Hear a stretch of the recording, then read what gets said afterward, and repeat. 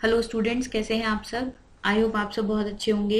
I know आप लोगों को वीडियोस रेगुलर नहीं मिल रहे हैं, बट अब जल्दी ही आप लोगों को रेगुलर वीडियोस मिलेंगी और कुछ समय के बाद आपको साइंस के वीडियोस भी चैनल पर मिलने लगेंगे। तो आज हमारा जो टॉपिक है वो क्या है, फॉरेन ट्रेड का। आज हम डिस्कस करने वाले हैं अपना पार्ट 3। ठीक है, तो मैंने आपके पास पार्ट 1 डिस्कस किया है, पार्ट 2 डिस्कस किया है और अब हमारे हैं पार्ट 3 पर। तो पार्ट 3 में क्या है, देखिए सबसे पहले हम बात करेंगे फॉरेन एक्सचेंज मार्केट की। तो फॉरेन एक्सचेंज मार्केट क्या है, एक ऐसा मार्केट जहां पर एक करेंसी को आप किसी दूसरी करेंसी के साथ क्या कर सकते हैं, एक्सचेंज कर सकते हैं। तो जब आप एक करेंसी को किसी दूसरी करेंसी के साथ एक्सचेंज करेंगे तो उस मार्केट को हम क्या बोलते हैं, जैसे हम रुपी को एक्सचेंज करें किसके साथ, डॉलर के साथ, या हम डॉलर को एक्सचेंज करें रुपी के साथ, या हम रुपी के बदले किसी दूसरी करेंसी को यहाँ पर एक्सचेंज करते हैं, पाउंड को या किसी और को, तो वो हमारी किस में आएगी, फॉरेन एक्सचेंज मार्केट में आएगी। तो फॉरेन एक्सचेंज मार्केट में बेसिकली क्या होता है, जो आपकी करेंसीज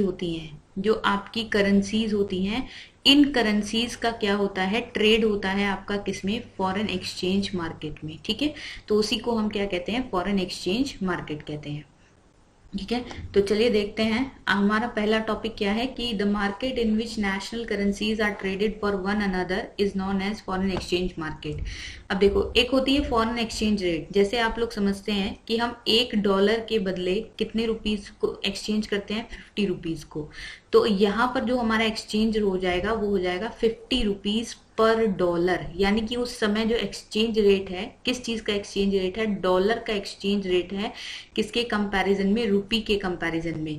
तो वही हमारी क्या होती है, फॉरेन एक्सचेंज रेट होती है। तो ये क्या है, देखो, foreign exchange rate also called forex rate. इसी को हम क्या कहते हैं, फॉरेक्स रेट कहते हैं।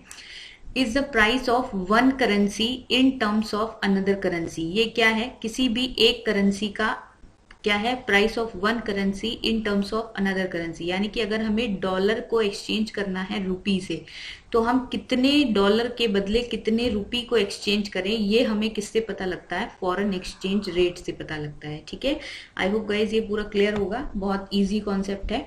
नेक्स्ट हमारा आता है डेप्रीसिएशन ऑफ करेंसी। एग्जाम में बहुत बार पूछा जाता है। तो डेप्रीसिएशन देखो कहां पर होगा, इन a flexible exchange rate market. तो फ्लेक्सिबल एक्सचेंज रेट को ही हम कहते हैं floating exchange rate regime. Floating मतलब जो चेंज होता रहता है, फ्लेक्सिबल मतलब जो चेंज होता रहता है। तो यहाँ पर क्या होता है, देखो, when the price of domestic currency, यहाँ पर हमारी डोमेस्टिक करेंसी क्या है, रुपी। यानी कि इंडिया के कंपैरिजन में अगर हम बात करें तो इंडिया में डोमेस्टिक करेंसी कौन सी आती है, रुपी आती है। Rupee in terms of foreign currency dollar. और हम किसके कंपैरिजन में बात कर रहे हैं, डॉलर के कंपैरिजन में डिक्रीजेज। यानी कि जब प्राइस ऑफ डोमेस्टिक करेंसी, यानी कि हमारा जो रुपया है वो डॉलर के कंपैरिजन में क्या कर रहा है, डिक्रीज कर रहा है। वो क्या कर रहा है, डिक्रीज कर रहा है। It is called depreciation of domestic currency in terms of foreign currency. तो इसी को हम क्या कहते हैं, डेप्रीसिएशन कहते हैं। किसका, डोमेस्टिक करेंसी का, किसके रेफरेंस में, फॉरेन करेंसी के रेफरेंस में। ठीक है, तो डेप्रीसिएशन जब भी आप बात करेंगे तो वहां पर आप बात करेंगे किसकी, डिमांड और सप्लाई की। यानी कि ये किसके बिहाफ पर हो रहा है, यहाँ कोई दूसरा फैक्टर नहीं है, यहाँ पर जो मेन फैक्टर है वो क्या है, डिमांड और सप्लाई। ठीक, तो जब डिमांड और सप्लाई के अकॉर्डिंग डॉलर और रुपी का जो वैल्यू है वो चेंज होता है। यानी डॉलर, अगर $1 अभी 50 रुपीज के बराबर है, या $1 अभी आपका ऑलमोस्ट 70 to 75 रुपीज के इक्वल है, तो ये इस वक्त पर क्या है, हमारी करेंसी का इस वक्त पर क्या हो रहा है, डेप्रीसिएशन हो रहा है। ठीक है, अब डेप्रीसिएशन कैसे होता है, देखो, क्योंकि हमारी जो वैल्यू है, हमें $1, यानी कि अगर कोई एक सामान है तो $1 के बदले हमें 70 रुपीज पे करना पड़ रहा है। तो इसका मतलब ये रुपी की वैल्यू कमजोर हो रही है और डॉलर की वैल्यू यहाँ पर क्या हो रही है, स्ट्रांग हो रही है। ठीक है, हमें $1 के बदले इतना पैसा देना पड़ रहा है, तो इसका मतलब रुपया कमजोर हो रहा है और डॉलर क्या हो रहा है, आपका स्ट्रांग हो रहा है। तो जब मार्केट की डिमांड और सप्लाई के अकॉर्डिंग कभी भी करेंसी का डेप्रीसिएशन होता है तो उसको हम कह देते हैं डेप्रीसिएशन ऑफ करेंसी। और ये आपकी कौन से रेट पर होगी, तो ये आपकी होगी फ्लेक्सिबल एक्सचेंज रेट पर। यानी कि ये हम किस मार्केट में बात करेंगे, तो ये हम आपका बात करेंगे कौन से मार्केट में, ये बात करेंगे हम आपका फ्लेक्सिबल एक्सचेंज रेट मार्केट में। ठीक है, और इसी को हम क्या बोल देते हैं, फ्लोटिंग एक्सचेंज रेट बोल देते हैं। नेक्स्ट हमारे पास आता है फ्लोटिंग एक्सचेंज रेट। क्या है देखो, it is a system in which currencies value is set by the forex market based on supply and demand. यानी कि हम यहाँ पर दो फैक्टर के अकॉर्डिंग एक्सचेंज रेट को डिफाइन करेंगे। एक हम डिफाइन करेंगे सप्लाई के ऊपर और एक हम डिफाइन करेंगे किसके ऊपर, डिमांड के ऊपर। तो जब हम मार्केट के दो फैक्टर्स की बात करते हैं, सप्लाई और डिमांड की, तो वो फ्लोटिंग एक्सचेंज रेट में आएगा।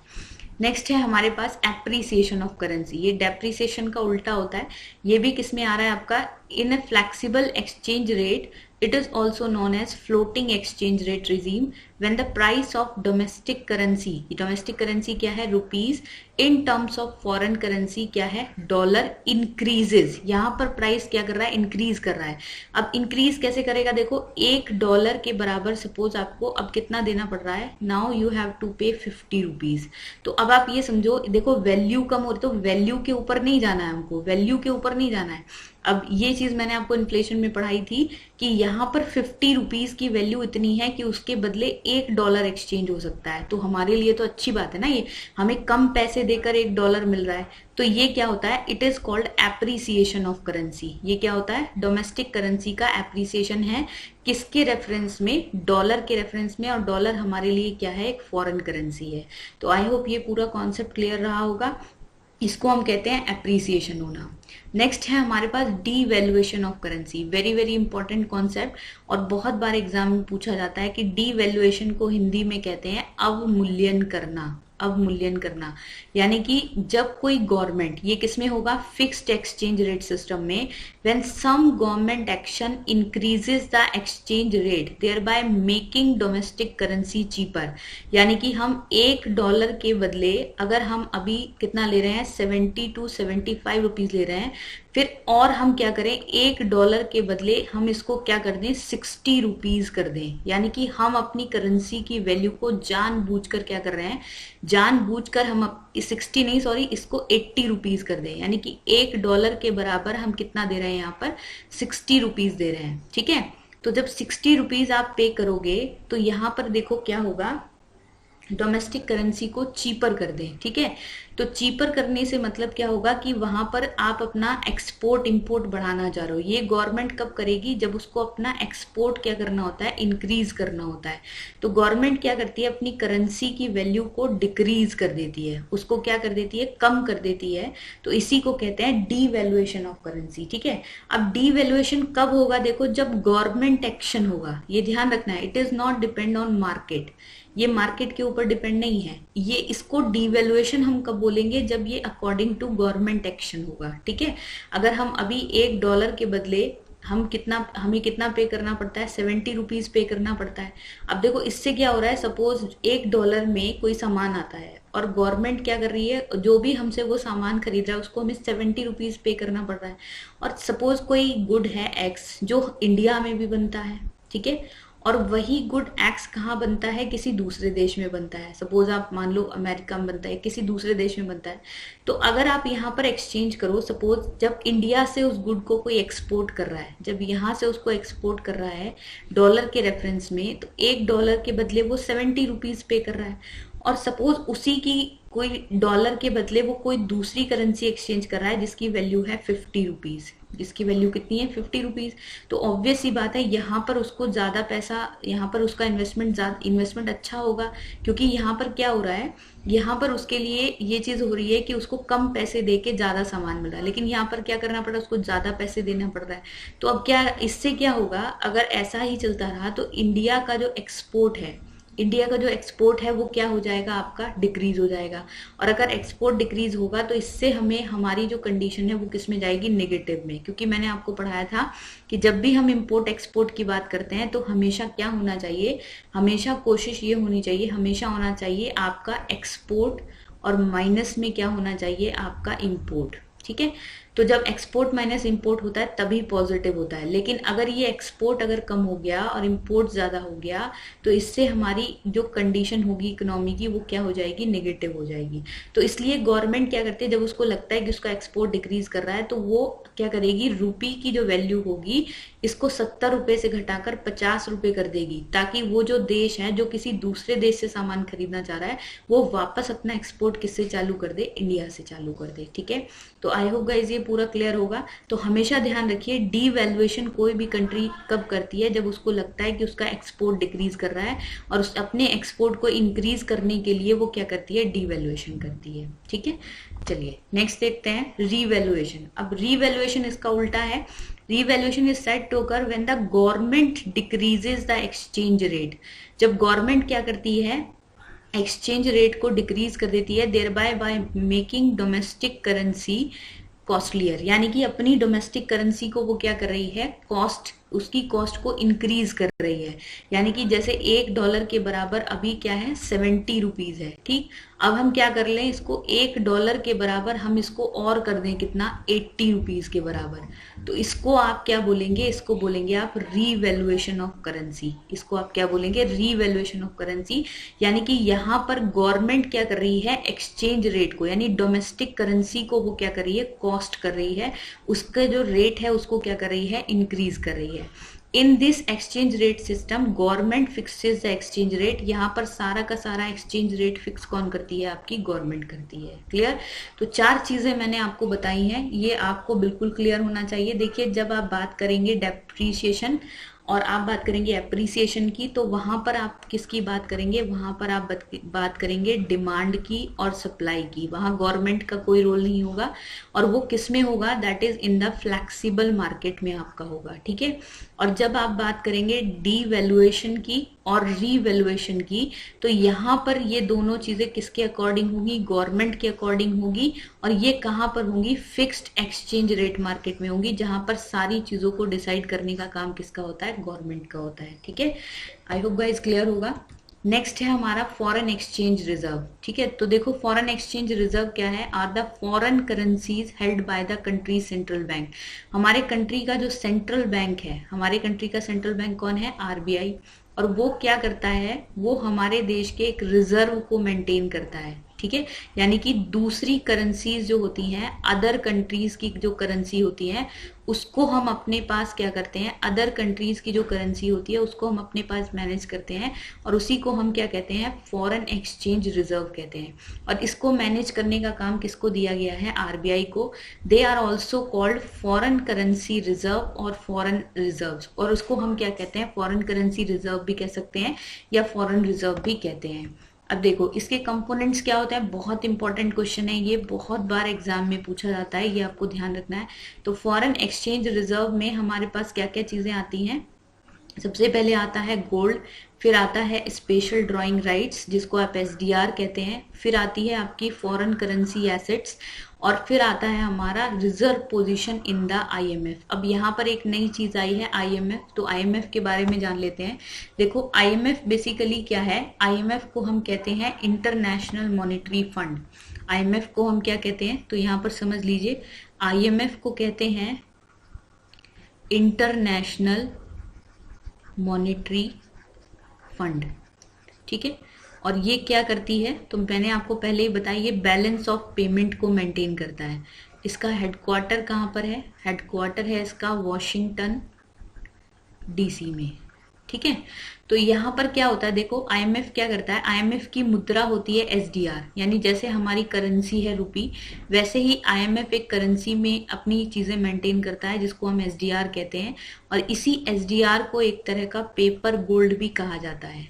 ठीक है, और ये जो एसडीआर होता है, देखो क्या है, SDR is often regarded as a basket of national currency होती है।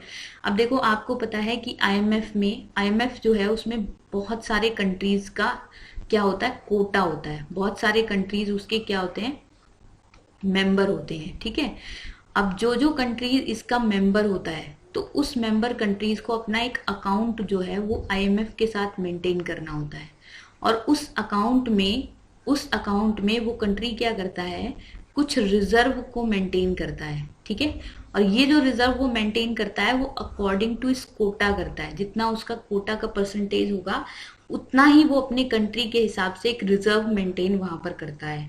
तो एसडीआर को क्या है, बास्केट ऑफ नेशनल करेंसी, यानी कि ये जो रिजर्व आपने देख रहा है, तो ये जो आपका रिजर्व होता है, ये रिजर्व किस में मेंटेन होता है, it is in the form of SDR. ये किसकी फॉर्म में मेंटेन होगा, एसडीआर की फॉर्म में।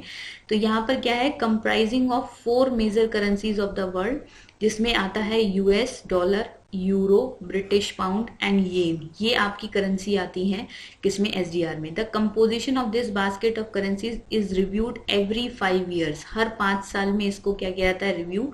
And it is also called paper gold, और इसी को क्या कहा जाता है, paper gold. Created by the International Monetary fund in the year 1969, और इस करेंसी को IMF के द्वारा कब बनाया गया था, 1969 में लॉन्च किया गया था। क्लियर है।